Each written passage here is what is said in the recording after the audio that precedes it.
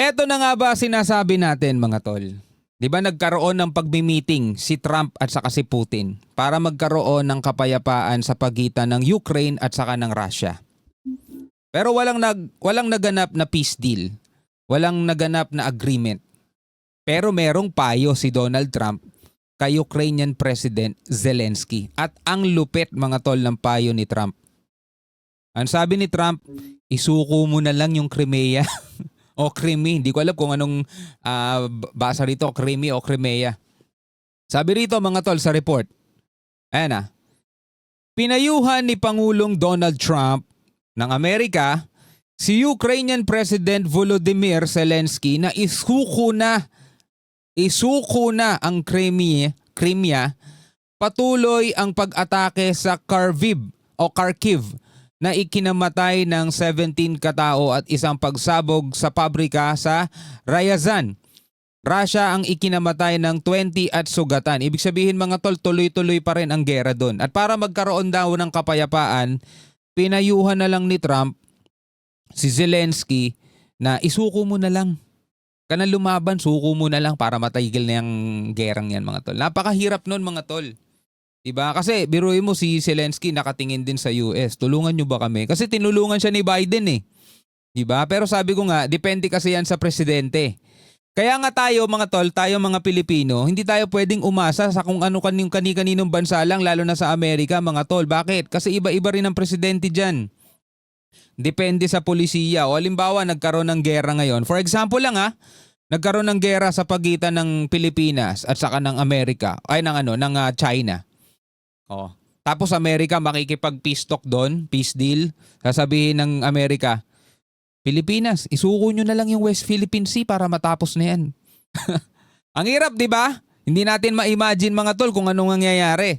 Pero ito, panoorin natin itong balita mula rito sa Net25. Bago natin to simulan, huwag mong kalimutan mag-subscribe. Click mo na rin ang notification bell para ma-notify ka whenever na may mga bago tayong reaction videong tulad nito. Huwag na natin patagalin pa, panoorin na natin to. President Donald Trump.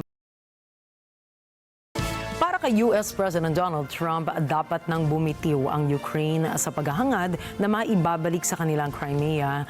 Crimea pala basa doon. Tigilan na daw ang paghahangad ng Ukraine na maibabalik pa sa kanila ang Crimea. Suko mo na lang, sabing gano'n ni Trump. Maging miyembro ng North Atlantic paghahangad na maibabalik sa kanilang Crimea at maging miyembro ng North Atlantic Treaty Organization o NATO. Itigil mo na rin yung paghahangad mo na maging bahagi ka ng NATO. Matapos ang kanilang pag-uusap ni Russian President Vladimir Putin sa Alaska, umaasa si Trump na tatanggapin ng Ukraine ang mga pinaparatang na kondisyon upang tuluyan ng matapos ang digmaan ng bansang Ukraine at Russia. Madaling salita, pag nangyari yon, si Putin ang panalo mga tol. Panalo si Putin.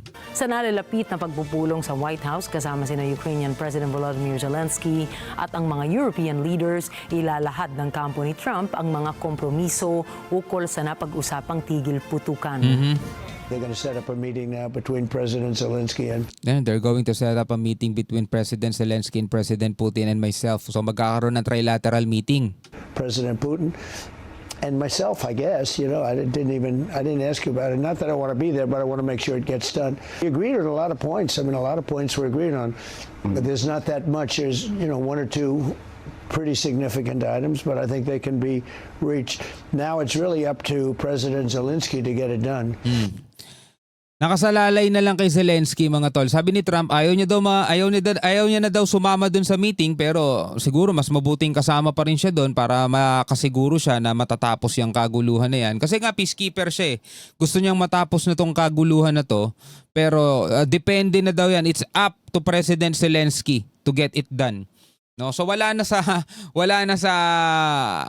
Russia mga tol ang kasagutan diyan. Kasi nga nakipag-peace talk na siya nakapag-peace deal na siya rito kay Putin pero walang nangyari. So ang lumalabas mga tol, bahala na si Zelensky. Isuko niya na lang yung Crimea, sabing ganoon. Sa katigilan niya na yung paghahangad na mapabilang sa NATO.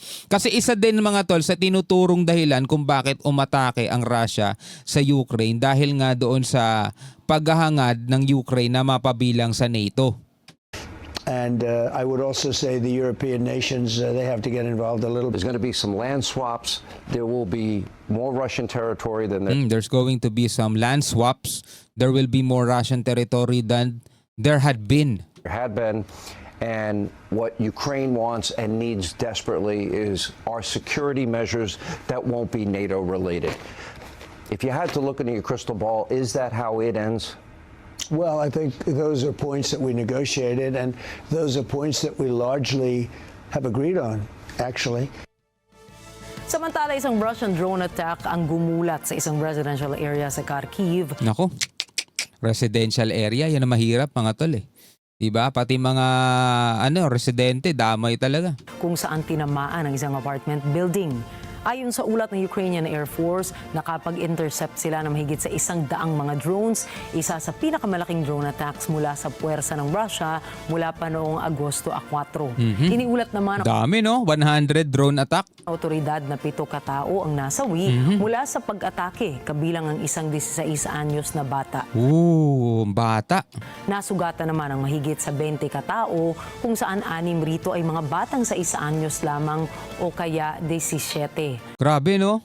Mga batang sa 6 anyos pa lang mga tol, 6 years old pa lang na tol, mga nadadamay dahil sa mga kaganitong kaguluhan.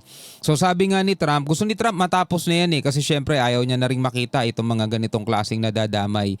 So it's up to President Zelensky, sabi niya ganun. Sabi niya, isuko mo na lang yung Crimea, di ba? Ang hirap mga tol eh. Kaya kapag ikaw mahina kang bansa, mga tol, wala ka talagang magagawa. It's either lumaban ka hanggang magkaubusan kayo o kaya isuko mo na lang para matapos na. 'Di ba? Lagi nating kinukumpara dito sa atin, sa ating bansa kasi maliit lang tayo sa kamahina, mga kapatid. Kung sakasakaling tayo ay mapapalaban sa isang higanting bansa, mga tol, baka yung inaasahan nating tulong mula sa mga kaalyado nating bansa, ang sabihin na lang sa atin, isuko nyo na lang para matapos na yan. O di ba?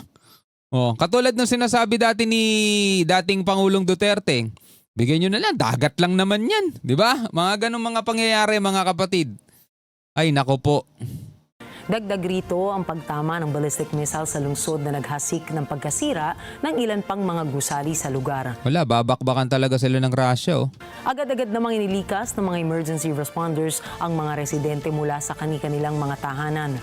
Kasabay naman sa pag-atake ang pagsabog ng isang Russian factory sa rehiyon o sa rehiyon ng Ryazan kung saan hindi bababa sa 20 katao ang nasawi at mahigit sa 100 ang nasugatan.